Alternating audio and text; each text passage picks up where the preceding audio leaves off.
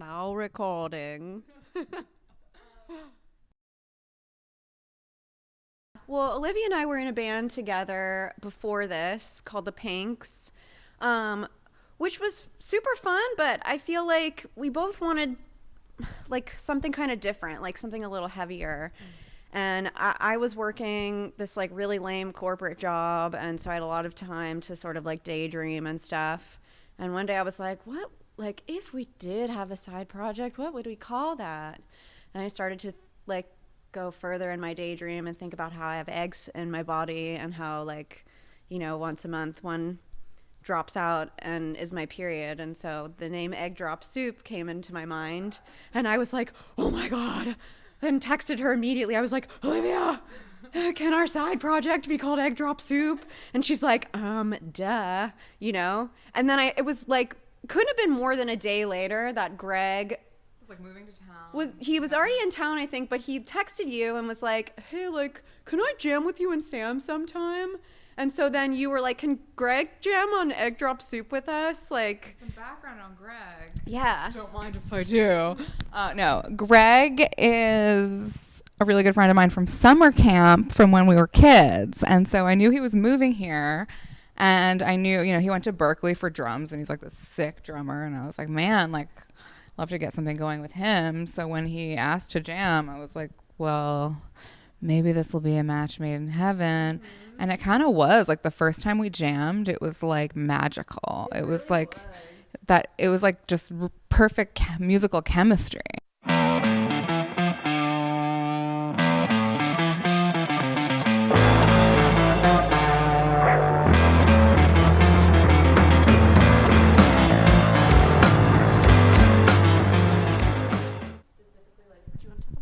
Sure. Maybe just talk about the video, and then also why did you choose to not feature the band in your first music? So I mean, I've always loved teen movies, but I think for this we really wanted to use that trope, like the teen movie trope, to sort of highlight like society's views and expectations for women. And I think like having an old lady come in and be the center of it is like the last thing you would ever expect.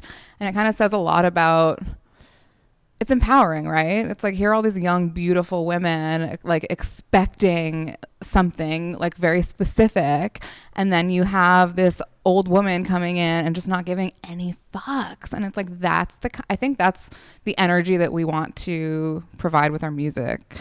And, so it wasn't like really inspired by like any movie in particular, but we also have so many friends that are just such good dancers. We figured like it just wasn't, we didn't want to do like a cliche punk video.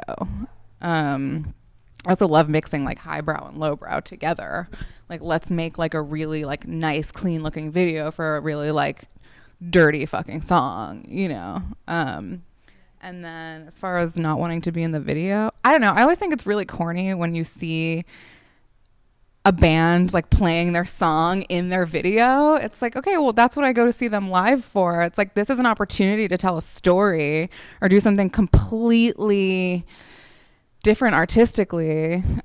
We didn't really feel the need to be in the video. Not to say that we won't be like in the future in videos, right. But I think just in a different capacity than you're maybe used to seeing bands in, just because it's like, why have a platform if we're not going to sort of push the envelope and think outside of the box? That it exists. The experience has been really cool. We are surrounded by so many talented people, and like everyone kind of has their own vibe. So I would say that the punk scene is really eclectic in LA, and we're fortunate enough to be able to play with just so many other amazing bands. I feel like a lot of people think punk is dead, and I would say that's really not true. You're just not going to the right places. Right. Also, it's just evolved. Like, it's just evolved. There's just more nuance to the genre now. But, like, there are people in LA making really amazing music. Like, I see great bands all the time. There's a lot of women making really amazing music in LA and, like, hard music. And, every sort of world's music scene has its pocket. So it's how much is really getting exposure. But tell those people to get their ass up to a show. Yeah. It's funny because I mean, I love all different types of music, and I would say that like our sound is informed by so many things we're inspired by, but I didn't actually start playing music until I had a dream one night that I was playing Creep by Radiohead in front of a crowd of people on the piano. And then I like tried it the next time I was at a piano and I could just do it. And I was like, weird. Maybe I should try to write songs, you know? But I wouldn't ever say that like Radiohead is why I play music, you know? It was just like the dream I had, you know? I personally love Nirvana. I love Frank Zappa. I love the Pixies. And I think you hear a lot of that influence in our music. But then like Olivia loves Motorhead and Led Zeppelin, and I think you hear a lot of that in the music too. So, you know, it's cool because we are so inspired by so many different things that like there's not even room for anything to be derivative, you know. It's like a mishmash of all of our thoughts and energies and stuff. I just thought of 3 albums combined. So I was like sitting here like PJ Harvey's Dry, like the honesty in that mixed with like the sexiness of Led Zeppelin 2 mixed with the giving of zero fucks of Motorhead's Motorhead.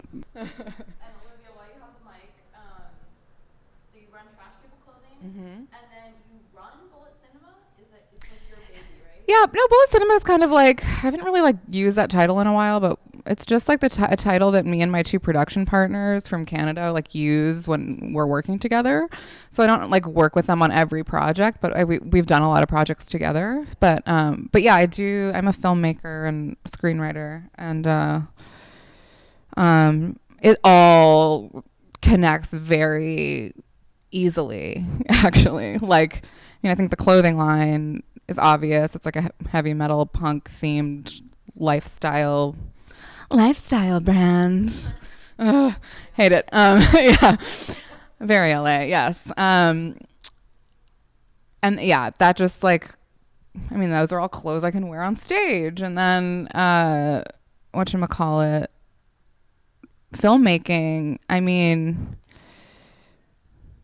filmmaking's amazing because I've always just seen images to music, and it's just a great way to combine like multiple different art forms. So I'm always like influenced by music when it comes to film. I would say to that end, like, no. Like, yes, in that we like don't care. Yeah, like I feel like I mean I work in marketing, so I know a little bit about social media strategy as far as like what time to post and what hashtags to use and like how to interact with people in a specific way and that kind of thing. But apart from that, like we're super into just keeping it as real and as straightforward as possible. So I'm not really like looking for a gimmick for it. It's just kind of a Except for delightfully shitty. yeah, right. Aesthetic. Right. But it's like you know, it's kind of the way to get things out there right now, you know, especially being that we're still underground, you know. It's like it's how people are going to find you. I think just being as accessible and truthful as possible, and you know, like not giving a fuck and not like, you know, being like something that we're not. Like we're a band, you know. Hopefully our music influences something, even if it's just a mosh pit at a show, you know. But like you know, at the end of the day, it's about the music. So the social media is a part of that because you know it's 2019, so it kind of has to be. But if you get anything from our social, I feel like it's that we're just like a goofy family. yeah. Yeah. We're just a bunch of weirdos who like really like each other and really like making music together. So I think we're honest, and so is our Instagram page. yeah, for sure. Okay. Well, thanks, guys. Yeah, thank you.